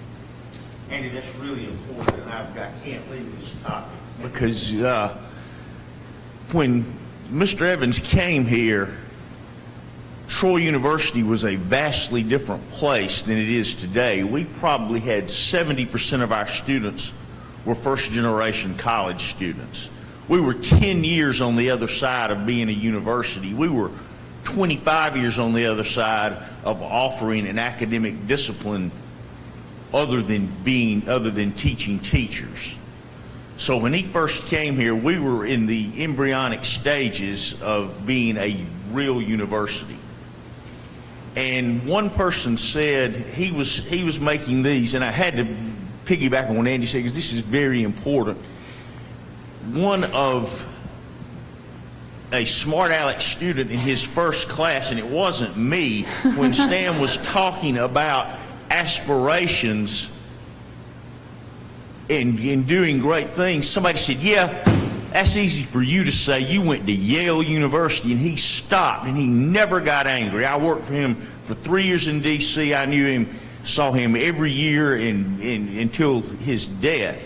I never saw him get angry except one time he stepped out from around on the third floor of Wallace Hall, one of those classrooms up there. He said, let me tell you one thing right now. He said, let's get this straight before we go one other step. You can go anywhere you want to go in the world from Troy State University. You can go to the White House. You can go to the New York Times. You can go anywhere you want to go. And he said, I never want to hear that kind of talk again. And that was the most encouraging thing I heard in my undergraduate years at Troy. Sorry, I meant to say that up front, had to say it. No, we're glad you said it, yeah. I'm going to combine a few questions into one. They're similarly themed, so we're going to talk about the F word, fake. Thanks, Steve, for laughing. So with the climate that we are in right now as journalists, it can be a very hostile place. We're teaching our students to be ethical, how to be trustworthy, how to dig for the truth. But they're even finding that going on stories here at the university, people aren't trusting of them and what's going to run in the Trop or be on Trojan Vision. What advice as kind of veteran journalists would you give to them to stick it out in this world of a little bit of hostility due to the assumption of fake news? If you want to work in fake news, the New York Times and CNN are always hiring.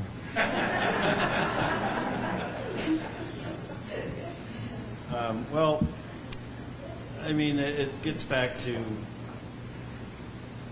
if you do your job and you do it well, and people learn to trust you with the facts and the information, as Tom pointed out, you're putting yourself out there as somebody who is trustworthy and can be relied on to provide accurate information. If you do that consistently, people will start to gravitate towards you because they see that you're not going to let them down. Whereas what's happened with the New York Times and CNN and so many other news outlets is they so often let their readers down because they are so driven by ideology and advocacy that they don't bother to report facts. They just, if something sounds good, it must be true, so let's run with it. And you saw that more often than I've ever experienced during the Trump administration, where reporters were repeatedly having to retract stories that they put out because they didn't really bother to check the facts before they ran with them, because they made Trump look bad, okay? And so the credibility of journalism has gone way down. We work with in my journalistic capacity with a polling firm that tracks trustworthiness of how much trust people put in journalism, and it's just steadily declining. And it's very it's worrisome, frankly. It's worrisome because the fact that where are people supposed to go for information if they can't trust journalists? But what's even more worrisome is that journalists don't seem to care. They don't seem to be bothered by the fact that they're perceived as untrustworthy advocates who are just pushing an agenda and not reporting the facts. The other thing I would say about fake news and the fear factor is that was one thing Stan was, I thought, really remarkable about, is that he was I was reminded of this when he talked about the McCarthy book, that Stan was completely fearless when it came to, if the facts were there, he was going to say it, and he wasn't going to be shy about it. He wasn't going to try to shade it or pretend like it wasn't true because that's what everybody was saying. He would always go with the facts. And with McCarthy, for example, he got criticized. He was accused by National Review, which is a prominent conservative magazine. The review of his book on McCarthy in National Review accused him of plagiarism, among other things. And Stan wrote an uncharacteristically furious reply to National Review as a result of that.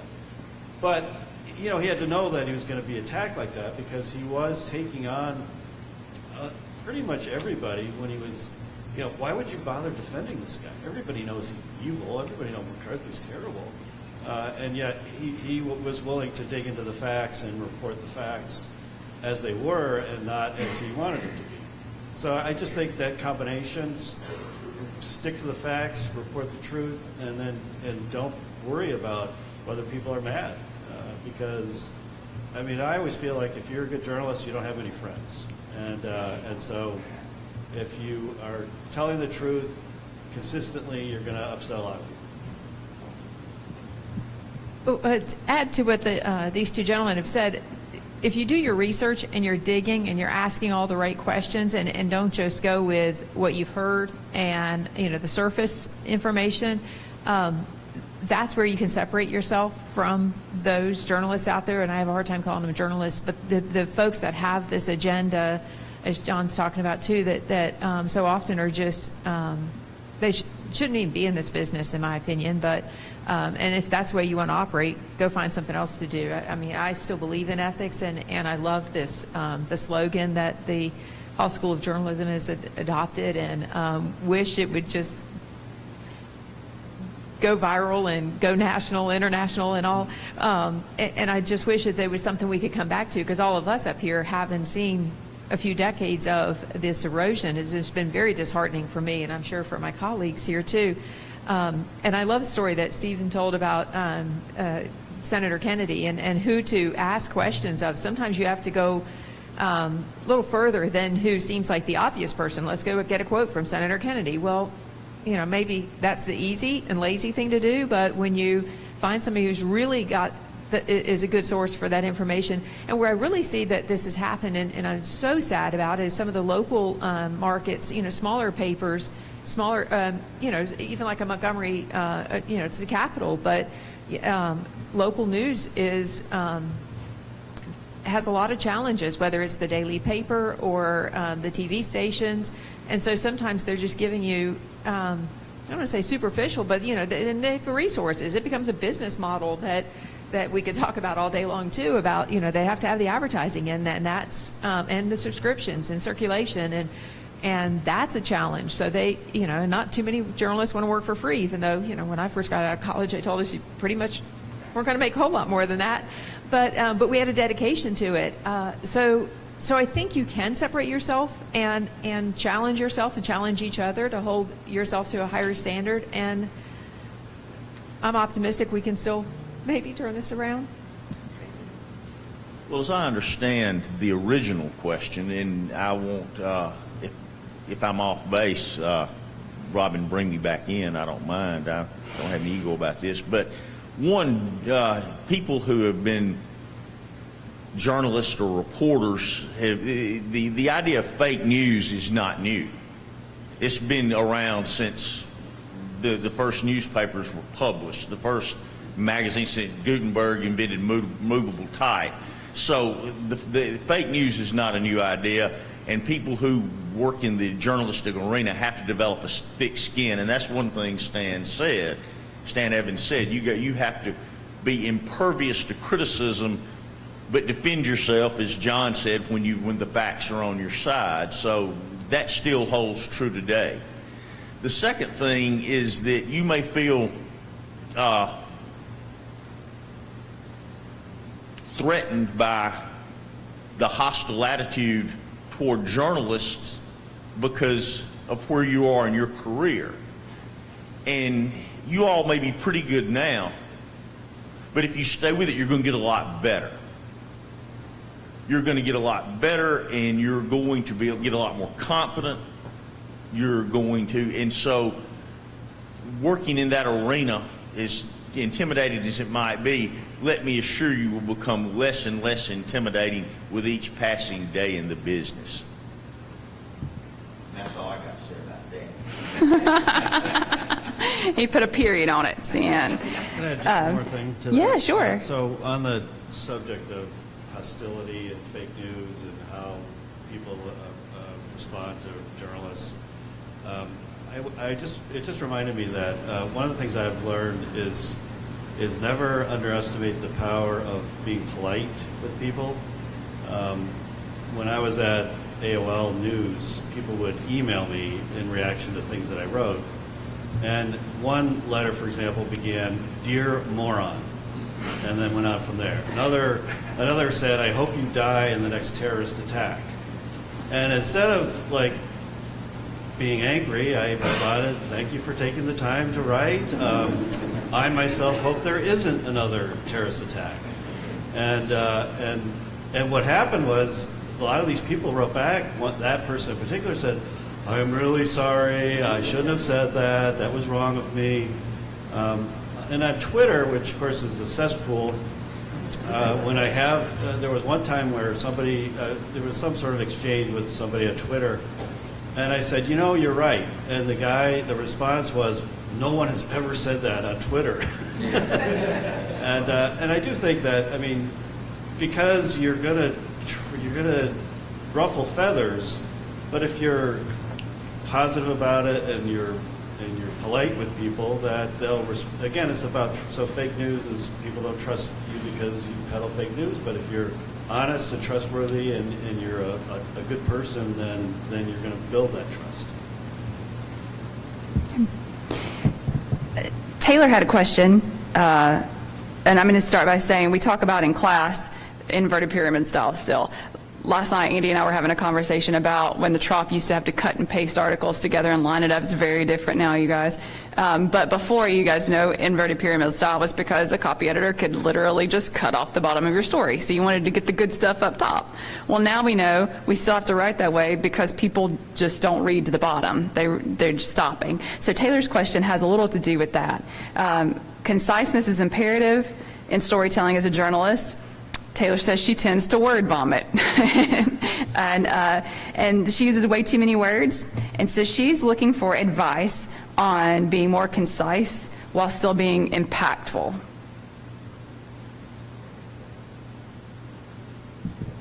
Well, you've heard my answers. I'm no expert on being concise, but I'll take a crack at it, and I'll take a crack at it from the Book of Evans. And he said, become your own best editor. Become your own harshest critic. You write something, you go back and take a look at it and say, am I too wordy?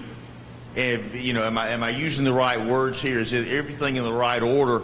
And you become your own harshest critic, and you don't look at your words as pearls not to be tampered with. you will go a long way to improving your writing, and the people you write for will really appreciate it. That's the best advice I can give.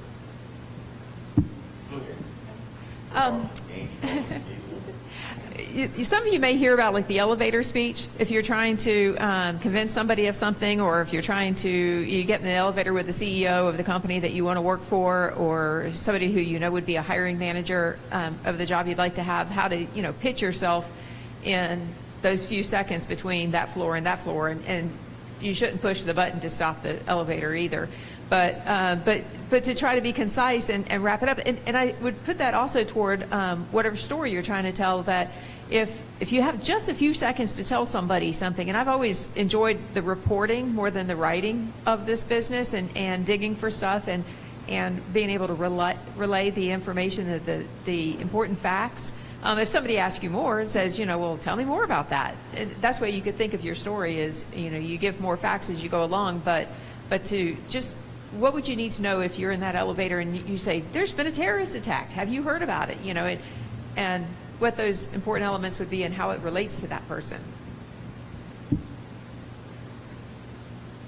A couple textbook things, and then a short commentary comment, but, you know, omit needless words, right? Kill your darlings. You might love language that you've written. We all do, but you've got to kill those darlings. And that's a sign of respect for your audience. You're communicating the essence of what needs to be communicated, not your personality or your take. As a journalist, obviously, when you get into opinion journalism or feature journalism, that can become very much a trait of your style and what differentiates you in the marketplace. And so you have to understand what you're trying to communicate, your role, the platform you're on, all of that you learn in classes and whatnot. And you know, in my bio, you know, I'm a quarterback, I'm a coach, I'm a communicator, and I'm a coalition builder. It's all about effective communication. We don't have time to use flowery language all the time. We need to be direct. We need to talk about what our destination is, what our goal is. Other people can make a determination if they're on board. But when you're communicating straight news and straight journalism, you want to communicate straight news and straight journalism. Yeah, and that's a good point. You really just need to know who your audience is. So if your audience is, if you're reaching out to people who like to savor prose and drink coffee and read a long article, there are people like that, and it's okay to be expansive in that case. But most of the people who are going to be reading news stories are short attention span. They will read the first 2 sentences and then decide if they want to go on. If they get that far, they might, if you can get them to click on the headline, then that's a win. But getting them to read to the bottom of a story is, and you can actually, of course, you can track this. You can see how long, and it's very depressing. You can see how long somebody is stuck with an article, and you know, it's like 2 seconds is the average. Like, okay, we got a page view though.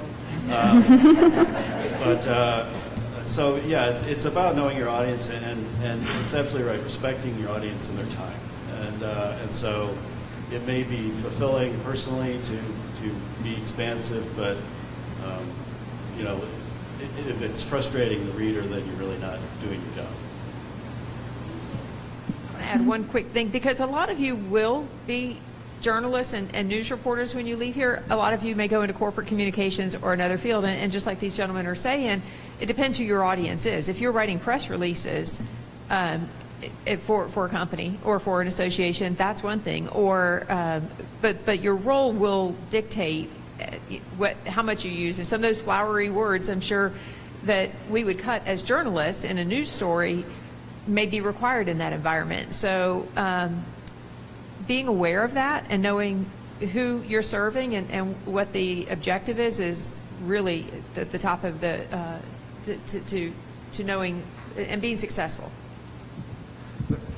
Just add Sure. one quick comment, because I agree 100%, and then I was thinking about what I said. There's also a need for you all as students to sort of pressure test that as platforms change, right? If you think about the human race and human evolution, we communicated in pictures and drawings and things before we ever created an alphabet that became sort of popularized, and now we communicate in writing. So that over the full scope of human history, we communicate in pictures and art, and pictures worth 1,000 words. And so as you have platforms and multimedia that allows you to communicate in different ways, see it as creative conflict within how you communicate, as opposed to thinking I just have to say 4 words, like there was an attack, right? I mean, think about the pictures, the mood, the sentiment, and all of that. You're all very good at this. You study this with your professors, but that is the difference, I think, in terms of where the art of writing and writing well is also a little bit different than the art of communications. They obviously sync up when you're a journalist. You want to earn the public trust. Don't just show the one image that you think tells the story. Show the full image, those kind of things. But you have to think about that, the scope of how communications changes, and you're at the tip, the leading edge of a lot of that with where we are today with technology. So our journalism students are required to do a 5-hour credit internship before they graduate. So this question has to do with that. And how many of you guys are either currently interning or heading into your internship in the summer? So they're going to really want to hear this answer. So Megan asked, this is a double-barreled question, you guys, but what's something that you want every college student entering their first internship to know, and what's the biggest takeaway from an internship you've had? Doc, I've got to tell the story. So my internship was with WTBF Radio here in town. I was a print major, but thought that would diversify things for me, and I think I counted at one time, written about 200 pieces by the time my 3 years of at the Trop, and I'm really going to date myself here, but there was a chancellor Troy State University had for a very long time named Dr. Adams, and he was retiring, and they were going to pick a new guy. Could never fill this guy's shoes. I mean, who could? And I was assigned to go to the Board of Trustees meeting where, and I was working for WTBF Radio during my internship to see, and this is pretty cool. I mean, all the Board of Trustees for the university and vice presidents and all the statewide media at least, and they chose a fellow named Dr. Jack Hawkins. And nobody really... Who's that guy? Yeah, I mean... It's a daunting task to fill Dr. Adams' shoes, but, maybe he could do it. And so I run back over to the radio station to break the news, because back then we didn't have satellite trucks, and WSFA, they had to drive back to break it. I guess they could have made a phone call. We didn't have the internet. And so my takeaway from my internship was I broke the news that Jack Hawkins was going to be the next chancellor of Troy State University. And I didn't do live radio. I usually would take mine and they would stick it in the next morning. So I learned to do live radio that day. So I think sometimes living outside your comfort zone, and even though your knees are knocking because you're at this meeting with all these really impressive people, go and push the envelope and learn what you can there and ask all the right questions. And then we were asked to come back later that afternoon to do a conference call with them. And I don't know if I was included in that group or if I was supposed to come back. I'm just like this, new cub journalist here. But I was like, okay, when, where? And I, came and we all asked him questions over a speakerphone. But, that would all be Zoom, I think, now. Or, but that's live outside of your comfort zone. Push the envelope. Try to get those really cool internships. A lot of you didn't raise your hand, so I assume that you haven't, you're not at that stage yet, but apply for those. You hear about them, and don't sell yourself short that, great story that Tom told about Stan, that you can go anywhere with the education that you're getting here at Troy. I want to say something about practical experience to directly, the part of the question was, the one thing you need to know to carry into an internship? Well, assuming that, and I think I'm on solid ground, assuming that your professors are teaching you things about writing and news gathering and PR, if you're on the PR track, or broadcasting, assuming you have that, the one thing that will separate you from a lot of people, and it's easy to do now in an internet age, is find out a little more than just cursory information about the organization you're going to intern with. If you're going to a local TV station, is it the heritage station? In other words, is it the one that's been the local ratings leader for 50 years? Who is their iconic local anchor person? If you're going to a newspaper, how long has the newspaper been there? Find out more than just, okay, I'm interning at the Montgomery Advertiser and it's at, I was about to say Washington Avenue, but they've moved there a long way. But find out more than just the name, the phone number, and the street address. And go in and act like you know a little bit about the culture of that will impress people because you took the time to find out about them. Everybody likes people who are interested in them because it's all about me. It is always. The other thing I would just add is I've hired people and I've applied for jobs. And the hardest thing for a hiring manager, this is the next step after an internship, but when you're trying to get your first job, the hardest thing to do is to stand out in a stack of resumes. And so your internship is actually, in some ways, an extended job application. And it's the opportunity for an employer to see you at work, which they can't get from a piece of paper. And so if you're responsible, you show up on time, you do hard work, you work hard, you take direction, but you don't need your hand held, that sort of thing, then if you were to ever to apply for a job at that outlet, they're much more likely to consider you or hire you right out of your internship even. I mean, at the Heritage Foundation, Heritage has a very robust internship program that we bring in about 200 young students, mostly college graduates, not all, each year, and they live and work in Washington, D.C. for the Heritage Foundation. And they make, the internship is really an integral part of the Heritage Foundation. So the interns are given substantive work. And we recently, so as part of donor communications, we write to donors, and some of them pay to name an internship or name an intern after them and sponsor an intern.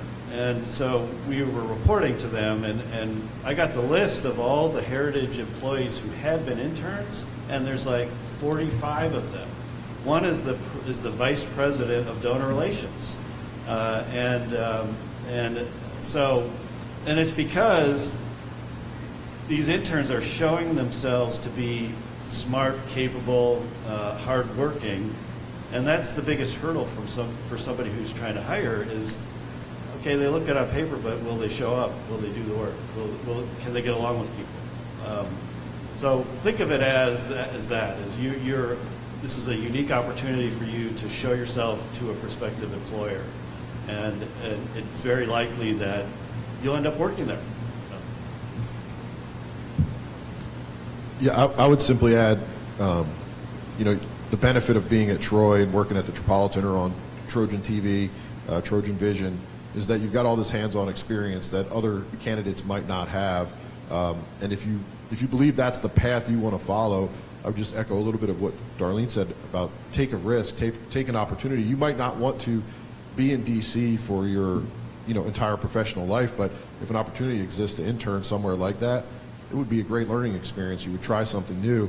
I mean, I interned I graduated from Troy and had, certainly Stan as a professor, but then I went to intern for him at the National Journalism Center. And in addition to the colleagues that you've heard from today, we had other people come through there. Bob Sciarrito is a reporter for the Associated Press, based out of Chicago. Terry Moran is at ABC, I believe, still. There was a guy in my class named Emmanuel Duparc who writes for AFP, the French wire service. I think he's based in either Pakistan or maybe in Ukraine right now. But I mean, these are in this case guys who didn't pursue any kind of opinion journalism or PR or anything like that. My first two jobs after my internship were in local news reporting, and to me it was fascinating. I mean, this is as close to home as you can get for people. The idea of how important a planning and zoning committee meeting is about whether or not that McDonald's is going to come in on that intersection and whether they're going to have a gigantic M that you can see from the highway or they're not going to allow it. I mean, this is how people live their lives and make these decisions in their communities, and you have a role to play in facilitating that conversation and talking to people and understanding that. So, I got bit by the bug of DC, and I when I fell in love with the ideas here at Troy as well with the political science part of my major, I knew that would be part of my career, but I wouldn't have known that if I hadn't gone to DC, tested it a little bit, did the local journalism, learned about that part of it, and kind of tethered that to different parts of my career going forward. But just to lastly echo what John was saying, and I think this is what you'll hear from anybody, but really have to internalize it. Bring the energy and enthusiasm. Let that manager or whoever's your boss at your internship direct you where they want you to go, where they want you to bring that energy and enthusiasm. But they hired you as an intern because you got the skill set. They want to test you out to see if they want to bring you on full time. So just go, go, go, and enjoy it. So Georgia is coming to us later than her freshman year. She was a political science major, and we tempted her to the dark side with cookies and good things. So her question is, and John, this may be a good one for you because, as you shared yesterday in the classes, you were a philosophy major that graduated with no journalism experience, really. So what advice do you have for someone getting into their journalism career late in their senior year? I say there's absolutely no problem with that. I didn't get into journalism until after my senior year because I did. I graduated with a philosophy degree. The only encounter I had with journalism in college was I got a job as the janitor for the student publications building where the Michigan Daily was published. So I would go sweep out the newsroom and mop the floors and clean the bathrooms. And when I applied for the National Journalism Center, the program Stan ran, I sort of feigned my interest in journalism, to be honest with you, because I really wanted to come to Washington. And it was at the Journalism Center that I realized how much I loved journalism and loved the way Stan taught it. But I didn't have a journalism background or experience other than, reading newspapers. And so, and I do think that I love the fact that you guys are journalism students, but remember too that you need to learn to be experts about things that you're going to be covering. And so, being a journalist isn't about learning how to write journalism. It's about how to write about issues and topics. So you need to know those things. And so if you're a history major, if you're a poli-sci major, if you're a computer scientist, you can be a good journalist. In some ways, a better journalist. So it's great that you're coming to this, but it's absolutely not a problem that you haven't been a journalism student.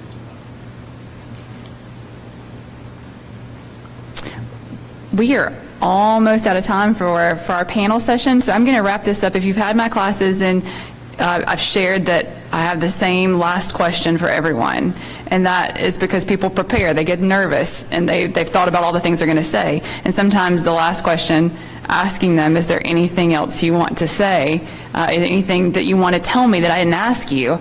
That's where you get the good stuff sometimes. So, to the panelists, is there anything that you'd like to share with our students and our live stream audience at home that we didn't ask you today? When I was here at Troy, one thing that Chancellor Hawkins said to us as a group of students was that college is like a buffet menu. There's all kinds of things that you can choose and try and learn and decide how you're going to pursue a course in life. And I learned so much from Chancellor Hawkins, a remarkable leader. I just have a great affinity for him and for Troy and for all the teachers and everybody here, including the Sorrell College of Business, which I did not go through. But we're really appreciative that they're sponsoring the symposium. But I would just say, that's the beauty of the Hall School of Journalism. You're able to get your hands in, learn what you like about journalism, take a few more classes, try different things. That's the beauty of college and the college experience. So the only thing I would want to leave you with is just remember that, Stan is a guy we're talking about because he was a remarkable person in our lives. You've got those people now here with you. I think he would be thrilled that we're talking about him. He would probably want a few more jokes, so we should have gotten to those. But he played a real important role in our lives. But you've got the professors and the people here now that are playing that role in your life. And so, that's the beauty of it. Embrace it. Ask those questions. Always raise your hand. I'd be thrilled to talk with every single person here. I'm not sure the time will allow that, but I'd be more than happy to. What can we do as Trojans to help you as the next generation? I'm just thrilled to be here. So that's the only thing I would want to leave you with is you've got a lot of people that care about your success. those of us up here, everybody else in the Troy family. I would just say, don't take yourself too seriously. That was one of the things that I learned. Is that directed at me? Yes. Speaking as a fellow quarterback, no, I wasn't even an eighth back.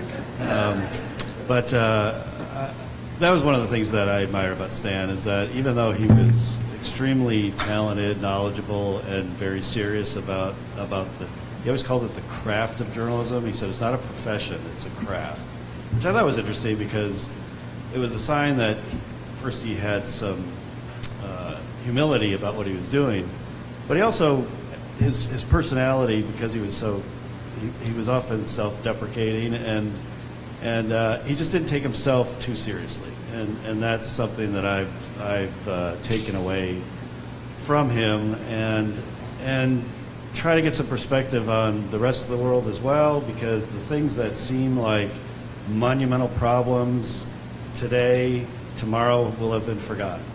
And so what I've noticed in news especially is this idea that everything that happens today has some earth-shattering consequence to it. And then tomorrow it's like, what was that story again? And it's the next one. And it's like, learn history, learn to think of things in a greater context, and enjoy yourself.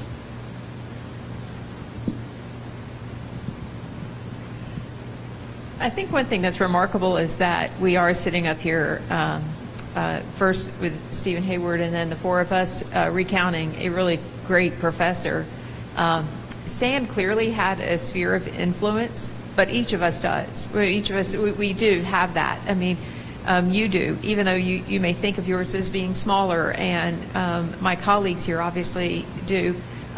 What you do with that is really important, and who you're able to influence, and we've talked about things like fake news and ethical journalism and acting ethically also if you find yourself in corporate communications where you might be educating your bosses. Some of these gentlemen maybe in their capacities have to bring their skill set to, when their bosses say, hey, let's do this, and they go, yeah, well, that may not, you do that in a respectful way to just educate them and say, because I know many times when I was working in different capacities, you sometimes had to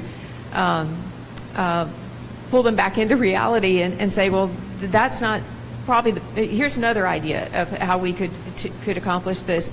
And I found that so many of you may think you know what you want to do right now, and I loved my career in journalism. I spent most of my time in magazine publishing, which was really pretty ironic because they offered one magazine class when I was here, and I didn't take it because I thought, I'm not going to do magazines. I want to work for a big metro paper. I want to maybe go to Indiana like Stan did. I wanted to follow in his footsteps. But then I spent, and y'all can see the article I did about Stephanie and her office, Stephanie East and her office on the wall there. But in our magazine, but I think it's so important to just realize what your opportunities are, and then maximize that. And mentoring is one of my favorite subjects. If you can be on either end of that, and simultaneously, you can be mentoring the next generation, but yet identify those people that a lot of the professors here who can be your mentors, and don't be afraid to ask them to, it's not like asking them out on a date or anything, but just to know that you want to tap into that knowledge base that they have, and please don't let this book that you're going to pick up today sit on your shelf and don't crack the spine. Oh, I've got so many other your textbooks you got to read and everything. Open it up, pull out sections, even if you don't read it front to back right away, just but they should. But I think there's so many nuggets in there that you can pick up. I ordered mine and got it 2 days ago, and I've been able to pick around a little bit. But there's a lot of knowledge you can pick up that's in there, and other things that you've heard about with Stan, and let his sphere of influence go a little further. I would just add, everybody on the panel, their closing comments have been excellent and on point. But I want to expand on one, and this is how I'll end up. I think Dean Edwards, who got a bit of mentoring from Stan Evans. I know Dr. Hayward, to a certain extent, Doc Kirby, and everybody on this panel, Robin, Aaron, everybody who was exposed to him. knew what an outstanding mentor he was to so many people. And that had to be incredibly time-consuming and an incredible burden that he bore gratefully. Some of you are going to be, right now, you may not think it, I hope you do, but you may not think it. You're going to be incredibly successful, remarkably successful, successful beyond anything you can even imagine right now when you do mentor people like Mr. Evans mentored us. Thank you.